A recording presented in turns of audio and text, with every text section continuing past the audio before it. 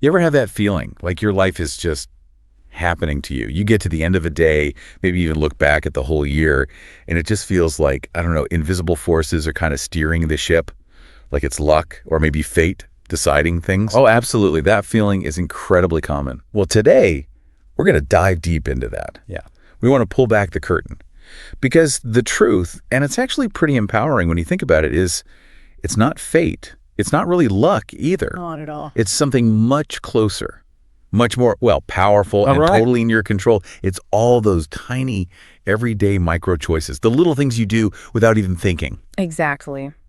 And our mission really in this deep dive is to show how those choices, I mean, from the second your alarm goes off, right until you fall asleep, they're secretly, kind of quietly controlling everything. Everything. That sounds huge. It is. They're reprogramming your habits, literally shaping your body, setting your financial course, affecting your relationships, your whole future, really. And the key thing, the bit we often miss, is that every time you say yes to something, even unconsciously, you're also saying no to something else. A silent trade-off is happening. Okay, I see. Like these hidden consequences. Precisely. And we want to shine a light on those trade-offs today, make them visible. All right, let's jump in. Where's the first place these choices really show up? Maybe the most obvious. Well, a really tangible place to start is your plate, what you eat. Ah, yes. Food. Okay, I can relate to this one. Picture this. Super long day, totally stressed out, mentally just drained. We've all been there. And then, bam, that craving hits. You know the one for fast food, that greasy burger, those fries. That magnetic pull, yeah. And saying yes, it just feels easy, harmless almost, like I deserve this, right, after the day I've had. Right. That's the narrative. I've earned it. But we need to look closer at that yes, because the consequences, both immediate and the sneakier long-term ones, they start right there. Okay, so break it down.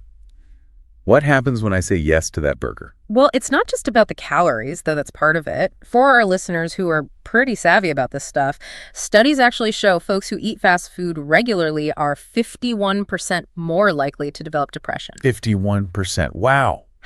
It's complex, but think inflammation. The high sugar, the processed fats, all those ingredients, they trigger inflammation throughout your body. And that inflammation directly messes with your brain chemicals like serotonin and dopamine, which, regulate your mood. So it's not just a food coma, it's actually impacting brain chemistry. Exactly. And get this. Just one fast food meal can spike your blood sugar so much it actually makes your cells age faster. Age faster. Yeah, there's a process called glycation. Basically, sugar molecules gum up proteins and fats in your cells. They form these things called AGEs, advanced glycation end products. These AGEs make tissues stiff, messed up cell function, promote more inflammation. It's like hitting fast forward on aging inside your body. That's kind of terrifying, just from one meal. And zoom out a bit. Someone eating fast food just twice a week, on average, they gain about 10 extra pounds a year, often without even noticing it creeping up. Wow. Okay. But here's the really, let's call it the dark part. Food companies design this stuff to hijack your brain's dopamine system. Hijack? How? Dopamine isn't just about pleasure. It's more about anticipation, motivation. These foods are engineered to create this intense anticipation. So you get caught in this loop, seek the food, get a temporary reward, then crave it even more. It traps you. That makes so much sense, that almost uncontrollable urge sometimes. So that yes to the burger, it's really a no to feeling energetic, to long-term health, to feeling vital. Precisely. You're trading future well-being for that fleeting comfort. And flipping it. Saying no to the salad or the fruit. That's like saying no to clearer skin, better focus, stronger body. Exactly. These are the silent trade-offs. So how do we fight back against something that feels almost engineered to make us fail? It really starts with awareness, like what we're doing right now. Understanding how it works takes away some of its power. Once you realize, okay, my brain's being played here, you can start to consciously choose differently. Yeah. Substitute a real reward for that engineered hit. Okay, awareness is step one. Got it. So from our bodies, let's talk about our minds, specifically screen time, digital input. The big one.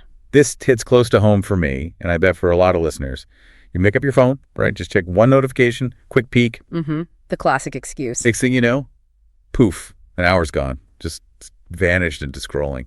Where did it go, and what did it actually cost me? Well, that's the ugly truth of the social media trap. And it's literally reprogramming how you think, how you focus, Yeah. The average person, they spend 2 hours and 31 minutes a day on social media. Okay, that sounds like a lot, but what does it mean? It means 38 full days every single year. More than a month of your life just gone scrolling. A month a year. That's staggering. And it's not an accident. It's designed that way.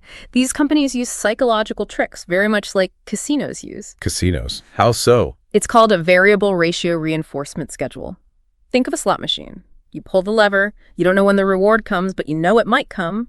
That unpredictability, it's incredibly addictive. It keeps your brain hooked, constantly seeking that next little hit the like, the comment, the share. It taps into our basic need for social validation. Wow. Comparing it to a slot machine really drives it home. It feels less like relaxing and more like being manipulated. That's a fair way to put it. But look, for a lot of people, it feels like their social life is online. How do you step back without feeling totally isolated? That's a valid concern. It's not about becoming a hermit. It's about setting conscious boundaries, at least to start. Realize that every yes to endless scrolling is a huge no to other things. Like what? What's the real trade-off? It's a no to deep reading, to focused learning, to actually upgrading your skills and your mind. A no to uninterrupted thought, creativity, even real-world connection. Right. Think about the potential if you took just 15 minutes of that scrolling time each day and read a book instead. Just 15 minutes. Just 15 minutes. You could easily finish 20 books a year. 20 books. In 5 years, that's 100 books. Imagine the knowledge. That could be enough to master a new skill, figure out how to build wealth, maybe completely change your career. So the shocking part isn't just the wasted hours. No. It's being silently robbed of the knowledge, the growth, the life you could have been building in that time. The choices compound powerfully. A silent robbery. I like that phrase. Chilling. Okay, so we've got food, we've got screens shaping our minds. What about what we listen to? Commutes, chores, downtime. Ah, the soundtrack of your life. Yeah. Are you hitting play on music? Or are you tuning into something like this, podcasts, audiobooks? It's a really important distinction. Music is great, it entertains, changes your mood, and that's valuable for well-being, definitely. Sure. But podcasts and audiobooks, they can actually transform you. Neurologically, when you're actively listening to learn or follow a narrative, you're stimulating different brain areas, building new connections. More actively than just music. Generally, yes, in terms of cognitive engagement for learning and comprehension. Passive music listening doesn't typically build knowledge in the same way. Let's make it concrete. Spend 1 hour a day listening to educational podcasts or audiobooks. Okay, maybe during the commute. Right. That's 365 hours a year. That's roughly the equivalent of the lecture time in a university degree. Whoa, a degree's worth of knowledge just by switching up my commute listening. Pretty much. In the margins of your day. But hang on, what if that music time is my stress release? Yeah. My escape? Is turning everything into a learning opportunity going to lead to burnout? Isn't there a balance? Absolutely. Balance is key. It's not about zero music enjoyment. It's about being intentional with those free listening hours. Intentional. Okay, imagine two people over, say, 10 years. Person A uses those in-between times, commuting, exercising, chores to learn about business, psychology, finance, health. Person B just jams out to music. Maybe they're happier in the car, sure. Okay. Fast forward 10 years. Person A has likely built skills, maybe wealth, definitely confidence, a broader understanding of the world. Person B, they might still be enjoying the tunes, but feel kind of stuck, wondering why things haven't changed much for them. It's that cumulative effect again. The knowledge gap becomes a chasm, exactly. Wow. Okay. Yeah. Bodies, minds, knowledge. This naturally leads to, money. Right. Indeed. Financial reality. Every time you buy something, even small stuff, it's one of these micro choices, isn't it? A choice between now and later, like that daily $5 coffee. That $5 coffee is the perfect example because it seems so trivial. But the impact is anything but trivial. How so? It's just $5. That $5 a day. If you invested it instead, let's say over 30 years, with a pretty average 7% return. Okay.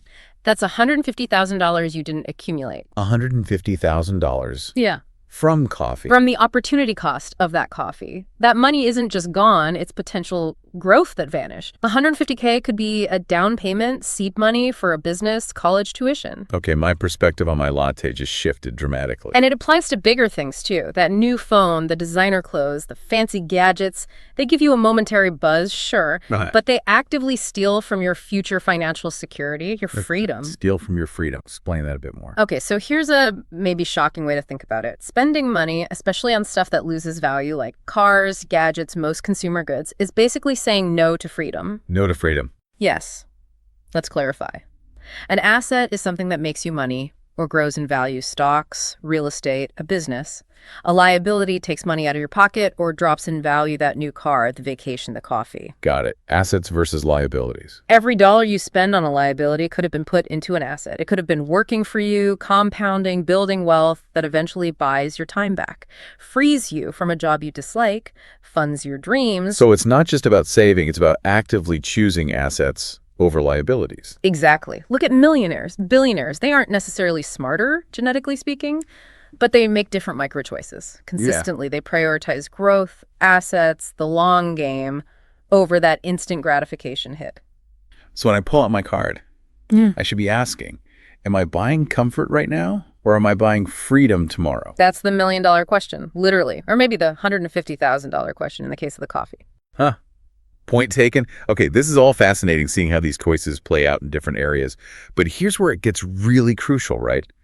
They don't happen in neat little boxes. They all connect. There's compound. Is that the right word? That is precisely the right word, compounding. That's the invisible pattern shaping everything. One greasy meal won't destroy your health.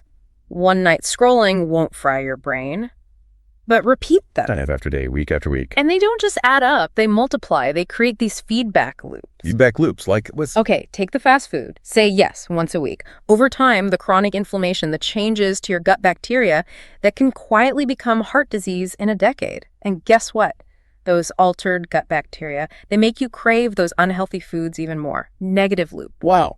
It feeds itself. Exactly. Or say yes to scrolling Instagram every night. Over 10 years. That's potentially a decade lost to distraction. You build up a cognitive debt. Your ability to focus erodes. Time and mental energy you just can't get back. Cognitive debt. Yeah. Never heard that before, but it makes sense. Or consistently choosing entertainment over education. That creates a skill gap. And over years, that gap can become almost impossible to bridge. Right, the chasm we talked about. And the yes to spending today instead of investing. That compounds into a retirement where you might be struggling, dependent, lacking freedom. So it snowballs, either up or down. Precisely. But here's the really terrifying part. Uh-oh. These consequences, they don't usually shout, they whisper, they creep up on you. Like erosion. You don't see it happen grain by grain. Perfect analogy. You don't notice the tiny shifts day to day, but then one day you look around and you see the canyon. You see the impact on your health, your finances, your focus. And often, by the time it's undeniable, reversing course takes enormous effort. It might feel too late. Okay, that's sobering. Definitely paints a stark picture. But there has to be good news here, right? It can't all be doom and gloom. Absolutely. There's incredibly good news. The same principle works in reverse. Compounding works for good choices too. Even more powerfully, arguably. Just as small negative choices slowly destroy, small, consistent positive choices can rebuild everything, piece by piece. So it's not about needing some massive life-altering event. Not at all. Forget the dramatic overnight transformation. That's mostly a myth. What you really need is awareness, which hopefully we're building now, followed by consistency. Relentless consistency in the small things. Okay, give me some examples. How do tiny positive changes actually work? All right. Let's flip those earlier examples. Instead of the weekly fast food, just swap one meal for something home-cooked and healthy. Just one a week. Just one. Over a year, the reduced inflammation, the better nutrients, your body will start to transform. You'll feel it. Take that 15 minutes back from social media. Read a book instead, daily. In a year, boom, 20 books read. You've absorbed ideas, literally rewired your brain for better focus. Okay, I like this. Keep going. Swap one music session on your commute for a podcast or audiobook. Daily. In 5 years, you've gained the equivalent of serious professional development. You could master new skills, understand new fields. The degree equivalent, yeah. And that $5 coffee. Invest it instead. Every day. In 30 years, thanks to compounding, you have a small fortune working for you. Real financial freedom. So these little things, they might feel kind of pointless today. No Well, instant buzz, exactly. They often lack that immediate dopamine hit we crave. but stick with them. And in 10 years, you won't recognize yourself in the best possible way. They will literally change who you are, what you can do, the life you experience. That's incredibly hopeful, actually. It puts the power back in our hands. So let's kind of bring this all together. The core message here seems to be your future self isn't waiting out there somewhere. Not at all. It's being built right now, Yeah. today, by every single tiny choice you make. You're the architect. You hold the blueprints. That's it. And here's maybe the most shocking truth of all. It carries a huge responsibility. Okay. If you keep saying yes to the easy stuff, the comfort, the distraction, the instant gratification, your future will be filled with regret, probably illness, definitely struggle. It's almost mathematically certain because of compounding. Wow. Okay. But if you start saying yes consistently to the slightly harder things, health, growth, discipline, even when it's just a tiny choice, your future will be one of power, freedom, and success. It's like choosing which path to walk down with every single step. It feels like a constant vote we're casting. It is. And the clock is ticking. Every day you put off making conscious choices. Every time you just default to the easy thing, Yeah. you're silently voting. Voting for the life you probably claim you don't want, casting a ballot against your own potential. Oof. Okay. So the question for everyone listening right now is, what are you saying yes to today in these little moments? And maybe more importantly, what are you unknowingly, unconsciously saying no to because of it? Because really, when you strip it all away, your life is simply the sum total of all your choices, big and small. And every single one you make, it shapes you. It defines your future. So choose wisely. Your future self is counting on you.